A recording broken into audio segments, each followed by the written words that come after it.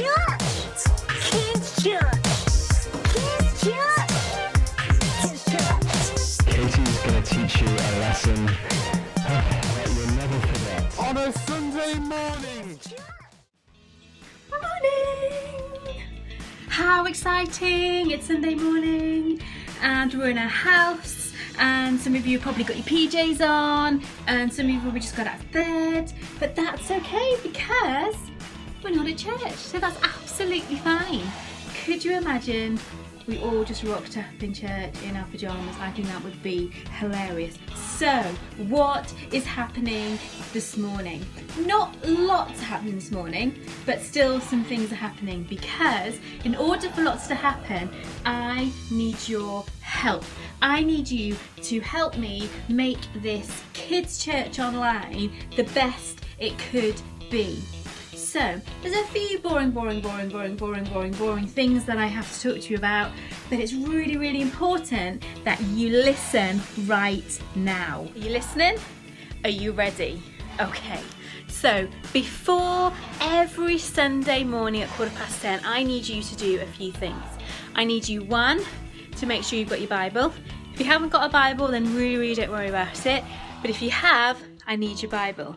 Number two, I need you to have a pen and some paper, because there's going to be competitions. There's going to be things that you're going to want to enter, because there's going to be prizes. There is going to be loads and loads of cool stuff that I am going to want to give away. And it's going to be sent to you by post, because obviously I can't come and give it to you because we're not really allowed to see each other. So if you win a competition, that will be sent to you through the post. So how can you win? How can you win? What are the competitions going to be?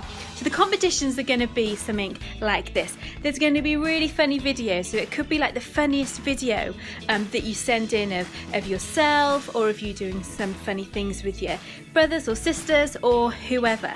You can send me in pictures. You can send me in the craft, because we're going to have a craft time where I'm going to show you how to do a really cool craft, and then you can take a picture of it and send it to me. We're going to do really just really funny things like guess where Katie is. So guess where I'm going to be. I'm going to just take a picture of myself somewhere, and you're going to have to guess where I am. And you're going to have to text that in, and whoever has texted that in first will be the winner. There are going to be loads of things that you can get involved in too. So we're going to have memory verses for you to learn, which I want you to video yourself and memorizing them, and then you can win prizes. Bible stories and people in the Bible that have been stuck, and how God has actually helped them and got them unstuck and out of trouble. Speakers doing those different stories, so you're not just going to get my face all the time, because that could be very, very boring, seeing my face all the time. We're going to have a bit of a gardening section, which we're going to do a little bit of plant potting. Does that make sense? Plant potting, plants. We're going to do a bit of gardening. I'm going to be doing a bit of baking, because there's somebody in my kids team that loves to bake, and actually there's a few people in my kids team that love to bake.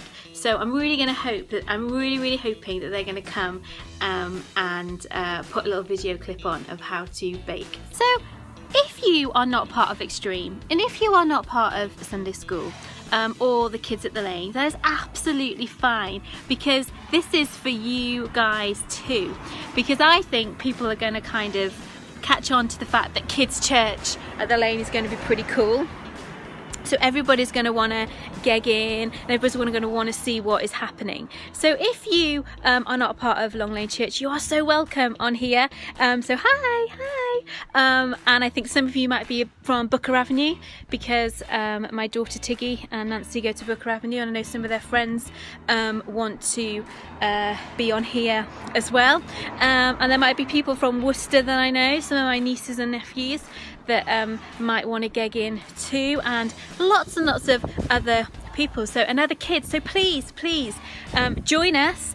Send me loads of things, send me videos of you, because I'd love to show them.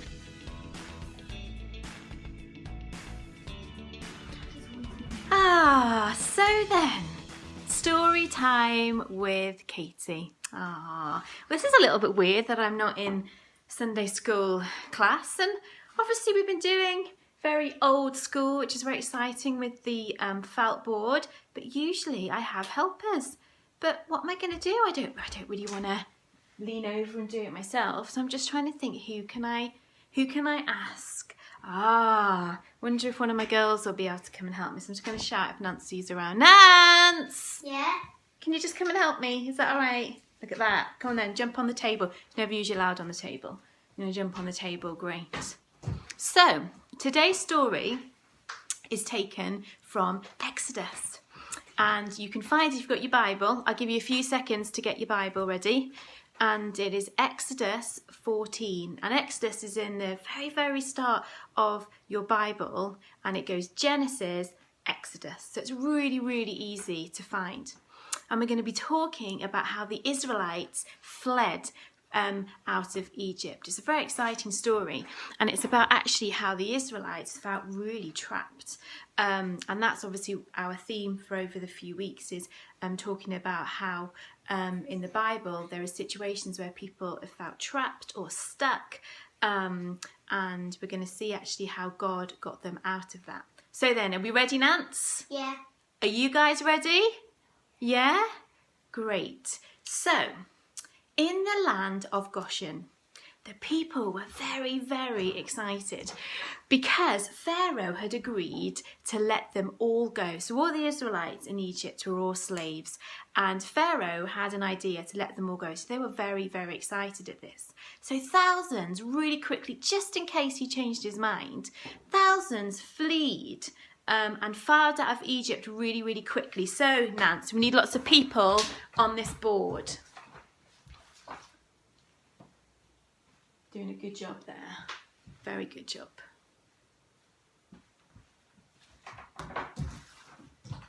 Should almost need a little bit of music. Do, do, do, do, do, do, do, do. We're going to have some more people? Because there was thousands, remember, Nance? Thousands. Lots of people. Loads of people. She's looking at me going, what do you mean? Loads of people. Loads of people. Put them all up. These? Yes. Okay, can you start? No, come on, put them all up. No, sorry. I know, I'm going to work hard this morning. You ready? Oh, let's put some more up. Now, do you think they brought animals with them? I think they brought animals with them. I think they brought a few animals. Is there any animals on there? Any animals on there, Nance? Oh, yeah, a few animals. Great. So, they started to flee. And then something really, really strange happened.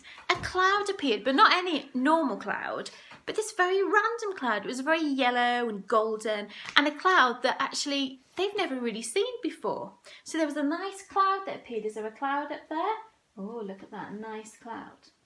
Now these people were just thinking, well, what is this cloud? We've never seen this cloud before. But Moses, let's have a little Moses. There's Moses there. There you go. Put it on there. Great. Moses was a great man of God, and God would talk to Moses all of the time. We don't need that little stick just yet, Nance, but well done. She's all prepared.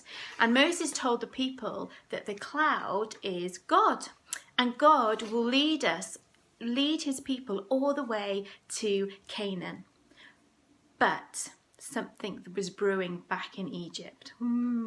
So the pharaohs actually realised his mistake and realised that, oh my goodness, I've let all of my slaves go. I've let them go, and he's made a horrible, horrible mistake. And he's pacing and he's thinking, well, who's going to finish off my temples? And who's going to build all of my beautiful gold statues if I have no slaves? So he quickly got the finest army together. He got over 600 fastest chariots so they can catch these Israelites up. So they were ready to leave, and Pharaoh wanted the army to leave straight away. End of scene 1. Scene 2. So then, what is going to happen to the Israelites? So the Israelites are approaching the Red Sea. Right then, Nance, can you pop all the Israelites on the by the Red Sea, please? You just chuck them, that's it. So as Nancy's popping all the Israelites on the edge of the Red Sea, I'm going to tell you the rest of the story. So as they were approaching the Red Sea, they heard this rumbling noise in the distance. And all of a sudden they realised that it was the Egyptian army, and Pharaoh had changed his mind, and he was coming for the slaves because he wanted to take them back to Egypt. So could you imagine? They had the Egyptian army behind them, and then they had the Red Sea in front of them. They were absolutely trapped. And all of a sudden, they went into absolute panic mode, and they were shouting at Moses, and they were going, Moses, why have you brought us out here to die? Why have you brought us out here to die? What are we going to do? We've got the sea in front of us and the army behind us. We are totally and utterly trapped. They were wailing, they were crying, it was absolute mayhem. They completely forgot that God had brought them out of Egypt. They completely forgot what God had done for them before, but Moses didn't. And Moses, in a really calm voice, just said, don't be afraid. Moses said to the people, God is going to do the most wonderful thing today. You are going to see how God is going to rescue you today.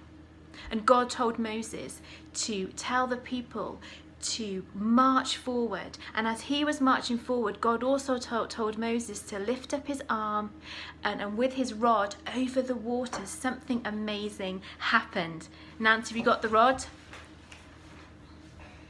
And as Moses lifted that rod, the sea just started to rumble, and it started to make all of these noises, really loud noises, and all of a sudden the sea parted, and all of a sudden you could see the river bed. Wow, how amazing would that have been? How scary as well. And what also was really, really cool about this is the cloud. So let's put the cloud that was always up there, because obviously the cloud is God.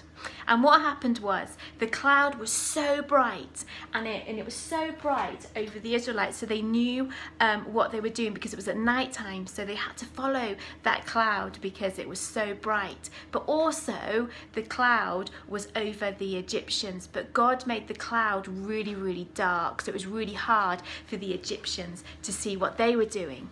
So they really quickly gathered their things, they gathered their families, they gathered their tents and their animals, and they all went across the river. Well done, Nance. And they were hurrying, and it took them all night long. And the Pharaoh was seeing this. The Pharaoh was seeing that the slaves were getting away. So he was shouting, come on, quick, get them. So they were really quick, and they decided to really, really go for it. So as they started following when they started getting across the river, all the chariots' wheels started falling apart. All the horses started to stop moving, even though they were going, come on, come on. God was stopping them from getting to the Israelites. And then God told Moses to lift up his hand again, lift up that rod again. And another amazing thing happened. The sea just came crashing down on the top of the Egyptians. God saved his people. What a cool, cool story of how the Israelites felt trapped, but actually God saved them.